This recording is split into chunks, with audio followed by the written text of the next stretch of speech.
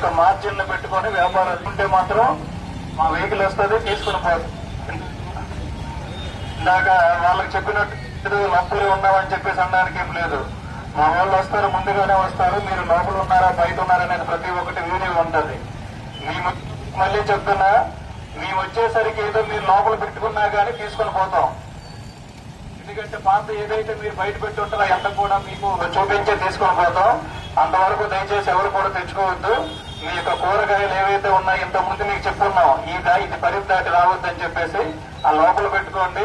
Public వస్తారండి. మీరు రోడ్డుకి అడ్డంగా ఉంటే పబ్లిక్ అయితే రారు. ఒకప్పుడు కూరగాయల మార్కెట్ అంటే ఇక్కడే ఉండేది, ఈరోజు టౌన్ మొత్తం ఉన్నాయి. మీరు అలా అడ్డం పెట్టేసి రోడ్డుకి అడ్డంగా రావటం వల్లే వచ్చే పబ్లిక్ కి మార్కెట్కి వెళ్తే రాలేమనే ఉద్దేశంతోనే ఆ విషయం మీకు అర్థమవుతుందో అర్థం కావడం లేదు, మరి మాకైతే తెలియదు. కాబట్టి మీరు లోపల కొంచెం మార్జిన్ లో ఉంటే వచ్చే పబ్లిక్ ఎవరైతే ఉంటారో వస్తారు, కొనుక్కుంటారు, పోతారు.